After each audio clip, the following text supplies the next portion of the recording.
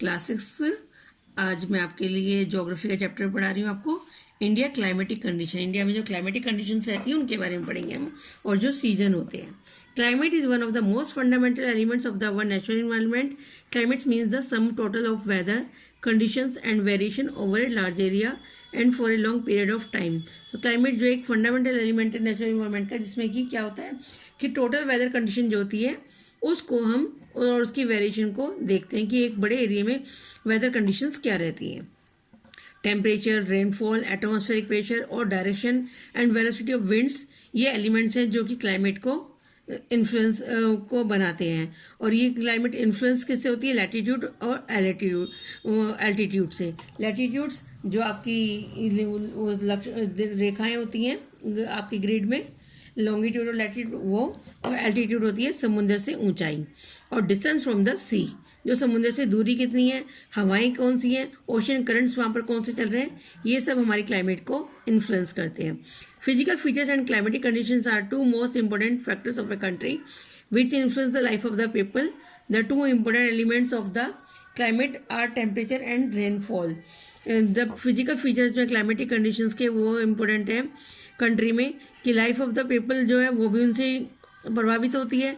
और elements of climate के जो है वो टेम्परेचर, रेनफॉल हैं, जिनसे कोई भी क्लाइमेट तैयार होती है। In India variation in temperature and rainfall not only varies from season to season but also from region to region and year to year. तो इंडिया में जो वेरिएशन है टेम्परेचर रेनफॉल में, उसकी वजह से हमारे season to season he change नहीं होते, बल्कि रीजन टू रीजन और ईयर टू ईयर भी ये हमारी जो क्षेत्रों में अलग रहती है क्लाइमेट।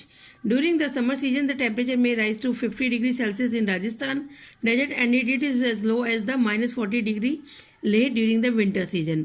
तो जहाँ गर्मियों में राजस्थान में 50 प्लस टेम्परेचर होता है, वहीं विंटर में लेह में -40 तक टेम्परेचर पहुंच जाता है।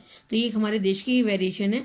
As its annual rainfall, the desert in Rajasthan gets less than 10 centimeter rainfall, while Meghalaya gets the maximum rainfall is of about 500 centimetre. इसी तरह बारिश है जो राजस्थान में 10 सेंटीमीटर से भी कम होती है, और आपके मेघालय में माउसिनराम में 500 सेंटीमीटर पर ईयर से भी ज़्यादा होती है। In India not only its location but its shape, size and the physical features also play an important role in the determining this climate. तो इस तरह से लोकेशन, शेप, साइज और फिजिकल फीचर्स हमारे इंपॉर्टेंट रोल प्ले करते हैं climate को determine करने में। Following elements influence the climate. पहला क्या है? Location. The Tropic of Cancer passes through the middle of our country. The northern mountain ranges separate the Indian subcontinent from the rest of Asia. जो tropic of cancer है वो India के बीच से निकलती है, तो उसकी वजह से जो उसके दोनों तरफ के एरिया हैं उनकी क्लाइमेट जो है अलग रहती है। नॉर्थर्न माउंटेन जो है वो इंडियन सबकॉन्टिनेंट को अलग करते हैं बाकी एशिया से। India is climatic known as the tropical country and experience the tropical monsoon type of climate. यहाँ पर ट्रॉपिकल कंट्री है और ट्रॉपिकल मानसून क्लाइमेट रहती है। साउथर्न पार्ट जो है वो ट्रॉपिकल जोन में है, वाइल नॉर्थर्न पार्ट जो हमारा सब ट्रॉपिकल जोन में, क्योंकि ये इक्वेटर के पास है। The Himalayan ranges do not permit the cold winds coming from Central Asia to enter the India. जो हिमालय है वो हमारे यहाँ पर बर्फीली हवाओं को आने नहीं देता, एशिया से एंटर नहीं करने देता बाकी से। Therefore the temperature remains high through out the summer season. इसलिए पूरी गर्मी हमारा जो है क्लाइमेट ज़्यादा रहती है। टेम्परेचर, एल्टीट्यूड, समुद्र से ऊंचाई। Temperature decrease with increase of altitude above the sea level. जैसे जैसे हम समुद्र से हाइट पर जाते हैं, जैसे कि पहाड़ों पर जाते हैं, तो average rate of decrease in temperature is 1 degree Celsius for every 165 metre of height. 165 metre ऊपर जाने पर हमारा 1 डिग्री सेल्सियस टेम्परेचर कम हो जाता है। तो इसलिए पहाड़ों पर जाने पर जो हमारा टेम्परेचर है वो माइनस में होता है। This rate of the decrease changes with the time of the day and season of a place. Thus, the temperature is low during the summer season in many parts of the Himalayas. Although Tamil Nadu is close to the equator, the hill stations such as Kodaikanal and Udagai Mandalam, जिसे हम ऊटी के नाम से जानते हैं, enjoy cool climate because of high altitude. तो इसी तरह से साउथ में होने के बावजूद भी, तमिलनाडु में होने के बाद भी, इक्वेटर के पास होने के बाद हिल स्टेशन है कोडाईकनाल और ऊटी, जहाँ पर एल्टीट्यूड ज़्यादा है, इसलिए ये कूल क्लाइमेट रहती है यहाँ पर। The northern plains remains very hot during this summer this time because their location being far away from the water bodies से दूर होने की वजह से नॉर्थर्न इंडिया में बहुत गर्मी होती है। डिस्टेंस फ्रॉम द सी। अब समुद्र से दूरी कितनी है, तो वो मॉडरेट क्लाइमेट होती है अगर समुद्र के पास हो तो। Water bodies around the peninsular India modified the climate condition of the coastal area. Coastal area enjoy an equable climate almost throughout the year. जो कोस्टल एरिया होते हैं उनमें इक्वल क्लाइमेट रहती है, ना गर्मियों में ज़्यादा गर्मी ना सर्दियों में ज़्यादा सर्दी, जैसे कि मुंबई का आप देख सकते हैं। Summer season is less hot and winter season is less cold. Places in the interior area experience an extreme climate such as the northern plain experience very hot summer and very cold winter। जबकि जो समुद्र से दूर है जैसे कि दिल्ली आपका, वहाँ पे एक्सट्रीम क्लाइमेट होती है और वहाँ पर क्या होता है, वेरी हॉट समर होते हैं और विंटर बहुत ठंडे होते हैं। Winds. The movement of winds make a lot of the difference by the climate. Winds coming in the form of the sea carry moisture which result in rainfall। जो winds होती हैं वो एक इम्पोर्टेंट रोल प्ले करती हैं climate में। Winds जिधर से आती हैं तो वो समुद्र से आती है तो वो मॉइस्चर लेकर आती है जिससे वहाँ पर समुद्री इलाकों में बारिश होती है। Winds blowing in from the interior areas are dry. और जो इंटीरियर एरिया में होती है वो ड्राई होती हैं और कभी ठंडी होती हैं। इसी की वजह से हमारे दिल्ली में लू भी चलती है और ठंडी हवाएं भी चलती है सर्दियों में। Such winds whenever they blow make the area cooler and dryer. Ocean currents, जो समुद्र में लहरें होती हैं उनको हम जो बहाव होता है उसे ओशन करंट्स कहते हैं।